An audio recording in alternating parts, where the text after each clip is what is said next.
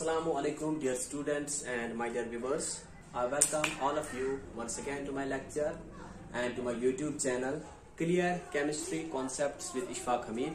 And today my topic is consequences of lanthanide contraction. Consequences of lanthanide contraction.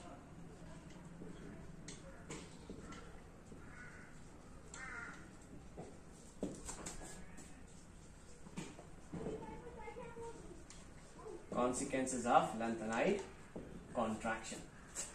हमने हमारे previous वाले lecture में हमने पढ़ा कि lanthanide contraction क्या होता है. Lanthanide contraction होता है when we move in a series from right to the left, its atomic radius decreases and at the same time its nuclear charge, or we can say effective nuclear charge, increases. And this contraction of atomic and ionic radii from left to the right of the period in case of lanthanides is called lanthanide contraction. तो आज हम उसके consequences पढ़ेंगे. अब lanthanide contraction के कौन से consequences आते हैं on the metals, on the elements which are present in lanthanides. ठीक है. तो सबसे पहली consequence इसकी, ठीक है, because of lanthanide contraction की वजह से the lanthanides have similar chemical properties. पहला consequence इसका similar chemical properties.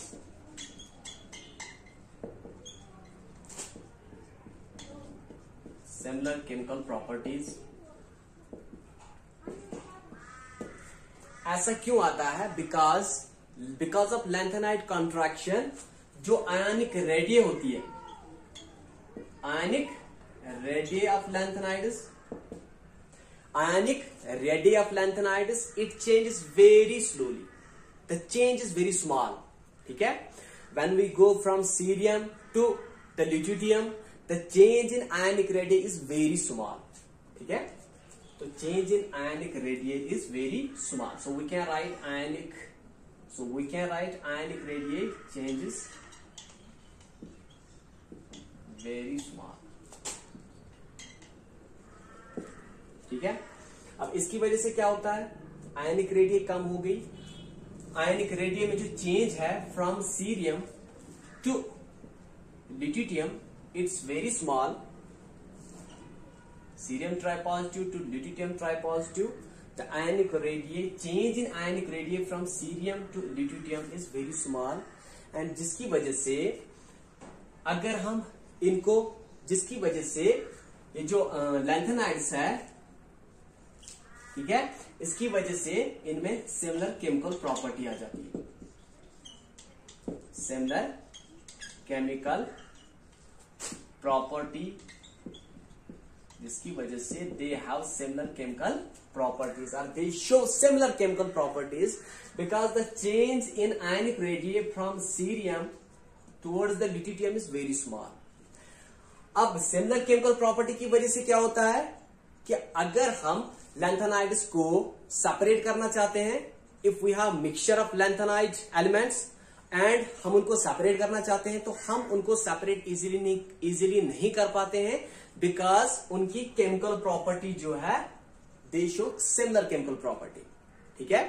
तो इसकी वजह से क्या होता है? सिमिलर केमिकल प्रॉपर्टी की वजह से difficulty in separation. They are very difficult. They show difficulty in separation. ठीक है. Difficulty in separation in pure state. In the pure state, अगर हम इनको pure state में सेपरेट करना चाहते हैं तो हम उनको सेपरेट नहीं कर सकते. ये बहुत ज्यादा डिफिकल्ट है बिकॉज इनकी केमिकल प्रॉपर्टीज जो है वो सेम है, वो सिमिलर है. ठीक है. तो अब इसकी वजह से जो आयनिक रेडियस में जो चेंजेस आते हैं दैट्स वेरी स्मॉल. इसकी वजह से कुछ प्रॉपर्टीज में डिफरेंसेस भी आती हैं. ठीक है. बिकॉज आयनिक रेडियस जो है, आयनिक रेडियस डिफरेंस, या we can say difference in ionic radius is very small is very small because of lanthanide contraction. It also brings some differences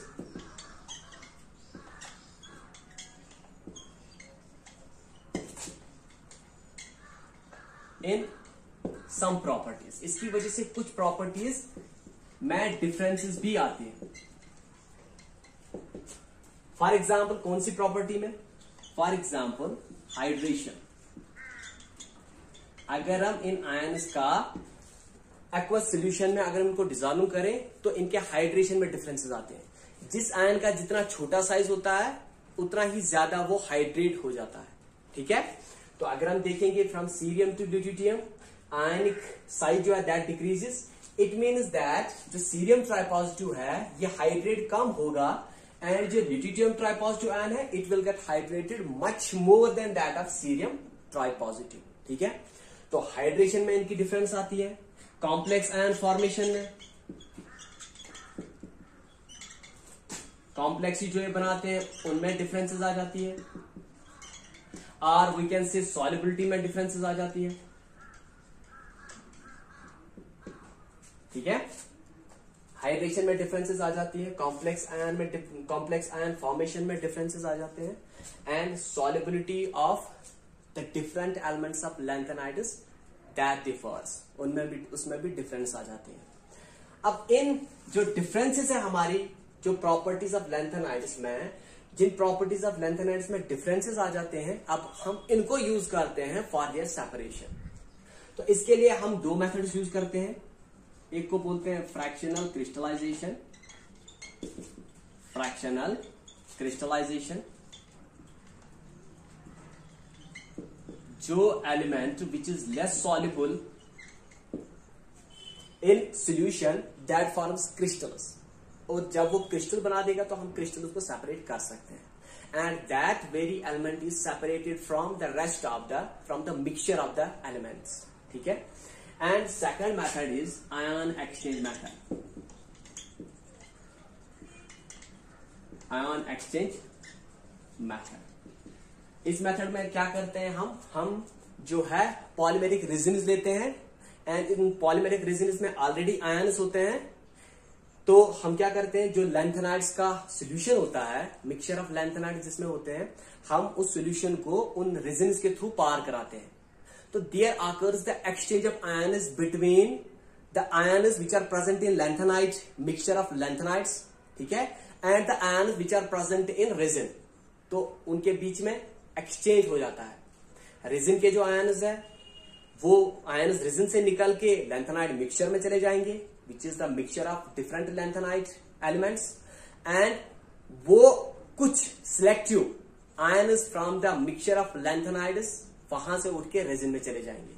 ठीक है, and that very ion जो कि resin के साथ जुड़ गया that is separated. उसको हम बाद में निकाल सकते हैं. ठीक है, तो ये एक पहला कॉन्सिक्वेंस है.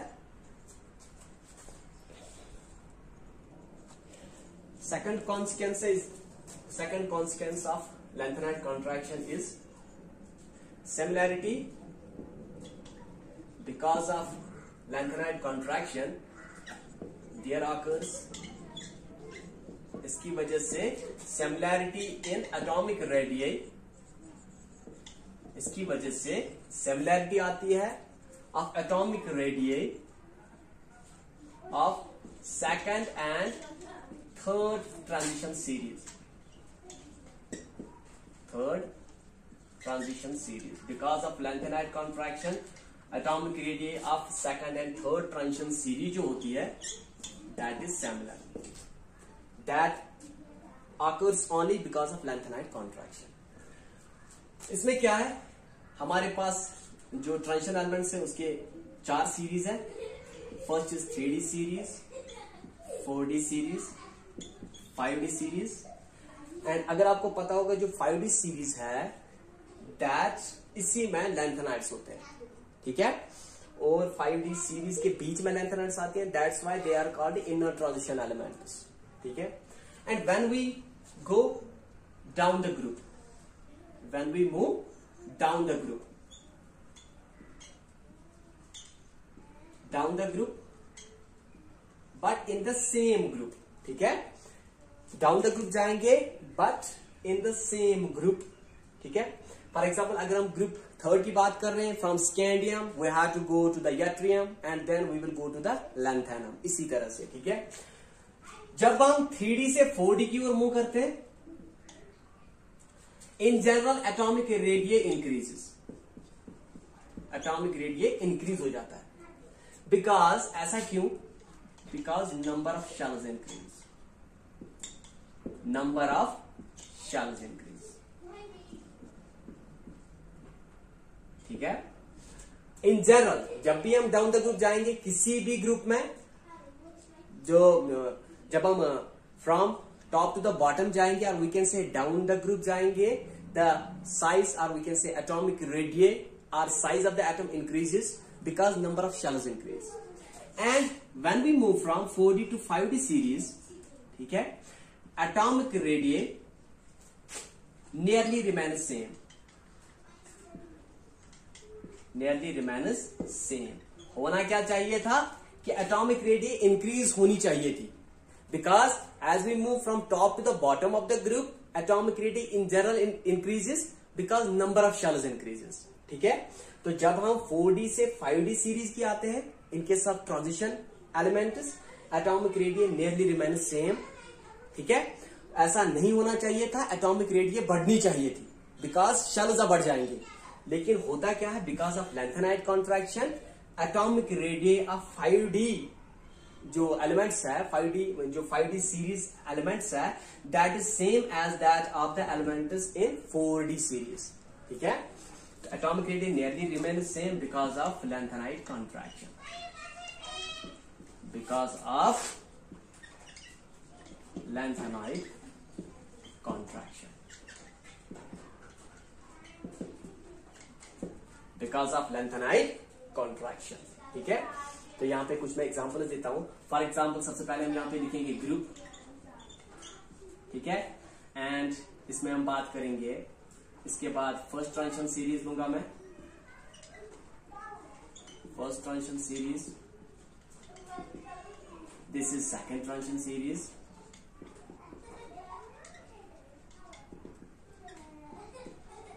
आपको समझाने के लिए कि होता क्या है, थर्ड ट्रांजिशन सीरीज,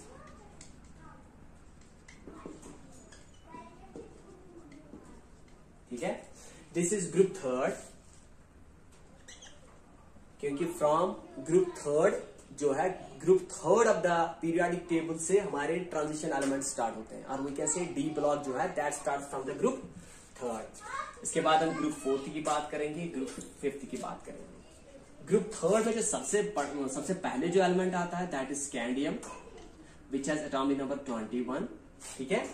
इसका जो एटॉमिक रेडिये होता है that is 1, it's atomic radii is 144 picometre, ठीक है। और when we move down the group in general atomic radii increases, ठीक है। तो ये 3D सीरीज है। जब हम 4D सीरीज में जाएंगे, 4D सीरीज में जो in this very group, third group में जो 4D सीरीज में एलिमेंट है दैट इज यट्रियम, जिसका एटॉमिक नंबर है 39, ठीक है। It's atomic radii is 180 picometre, ठीक है।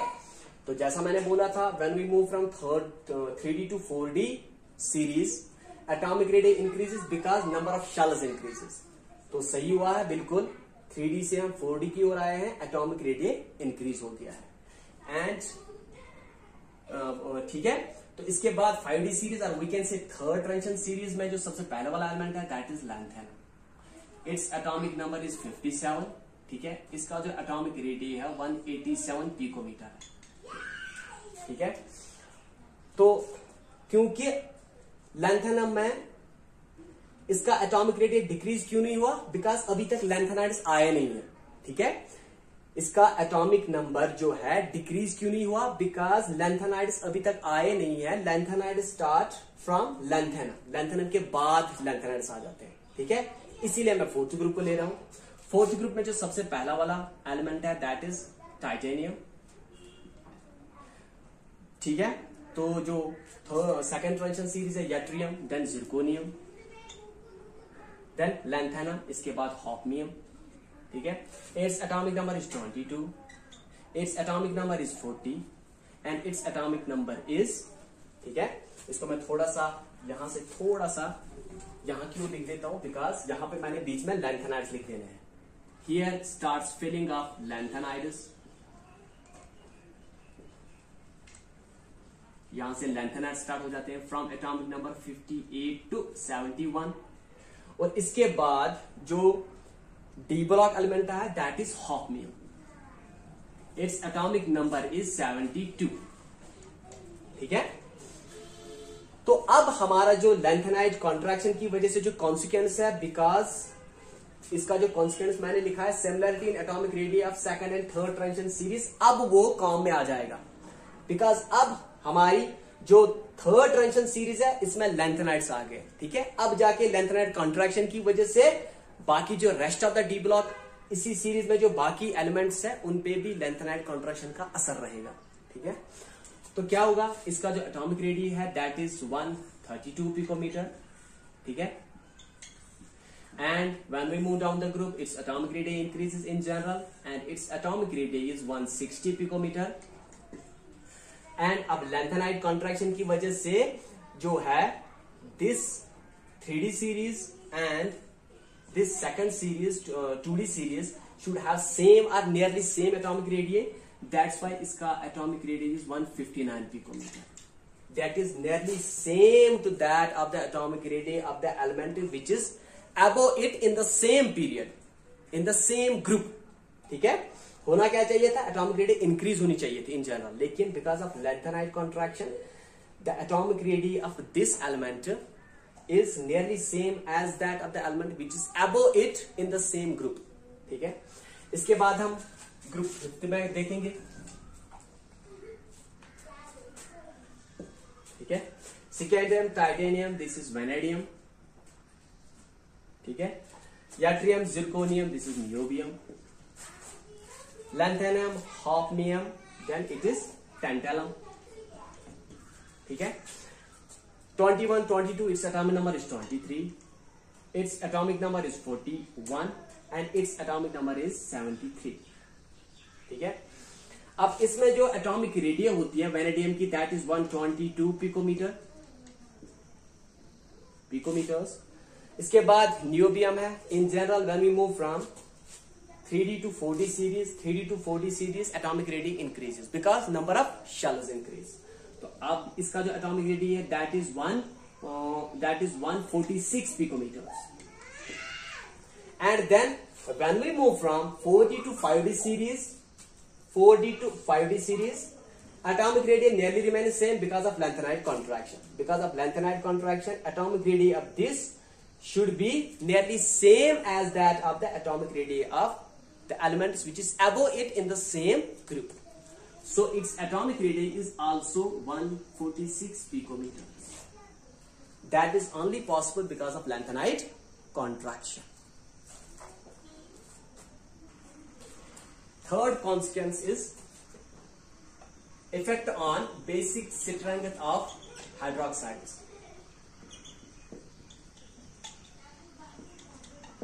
Basic strength of hydroxides.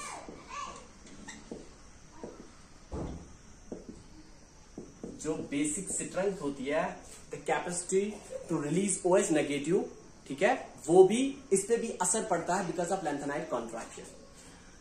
आपको पता है कि जो आयनिक रेडियस है that change from ionic radius of cerium tripositive is 106 picometres and it decreases, it changes slightly, ठीक है। एलिमेंट के बाद दूसरे एलिमेंट ऐसे थोड़ी छोटी छोटी चेंज के बाद जो लास्ट वाला एलिमेंट है विच इज लिट्यूटियम ट्राइपॉजिटिव, इसका आयन लिट्यूटियम का दैट इज 86 पिकोमीटर्स, ठीक है।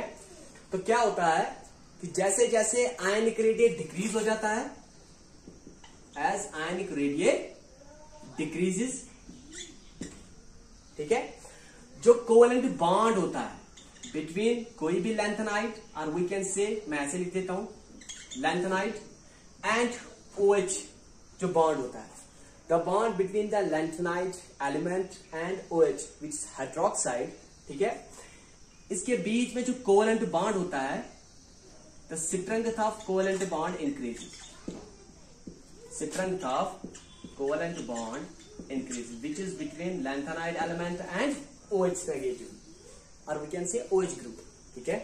The strength between lanthanide and OH, और जो lanthanides होते हैं they form hydroxides of OH thrice, ठीक है, इसीलिए मैंने OH thrice लिख दिया. There is a covalent bond between lanthanide and OH group. As the atomic radius decreases, जब हम सीरियम से ल्यूटियम की ओर जाएंगे तो एटॉमिक रेडियस डिक्रीज हो रहा है, ठीक है. तो उससे क्या होता है कि the strength of covalent bond between lanthanide and OH group that increases, और जितना ज्यादा कोवेलेंट बॉन्ड की स्ट्रेंथ इंक्रीज होगी उतनी ही ज्यादा डिफिकल्टी होगी OH ग्रुप को इससे बाहर निकलने के लिए, ठीक है. तो OH ग्रुप का यहां से रिलीज होना that becomes more difficult as the strength of covalent bond increases, ठीक है. तो उससे क्या होगा, हम इन शॉर्ट बोलेंगे कि बेसिक स्ट्रेंथ ऑफ जो हाइड्रोक्साइड्स है ऑफ लैंथेनाइड्स दैट डिक्रीजेस, ठीक है. तो क्या होगा, strength of covalent bond decreases, strength of covalent bond increases as ionic radius decreases, as ionic radius decreases strength of covalent bond increases, ठीक है. उससे क्या होगा, basic strength decreases. Now the removal of OH negative is much difficult. अब OH negative easily नहीं निकल सकता. That's why इसीलिए क्या होगा, सीरियम OH thrice जो है ये, क्योंकि इसका आयनिक साइज बहुत ज्यादा है as compare to lutetium tripositive ion का, तो इसमें जो कोवेलेंट बॉन्ड होगा between cerium and OH negative that will be weaker than the covalent bond between lutetium and hydroxide ions, ठीक है. सो इससे क्या होगा, this ion, this hydroxide will be more basic than lutetium, the hydroxide of lutetium, ठीक है. तो this will be most basic because it can release OH negative more easily, ठीक है. आज इसको हम लिखेंगे मोर basic, and this is least basic because here ionic size जो है, आयनिक रेडियस जो है that is very less, so the strength of this bond will have increased, covalent bond. Now the OH negative can not be easily remove, अब ये easily बाहर नहीं निकल सकता, ठीक है. तो इसीलिए इसकी जो बेसिक स्ट्रेंथ है that is much more lesser than the basic strength of cerium hydroxide, ठीक है, in which the covalent bond is not that much strong as compared to this hydroxide, ठीक है.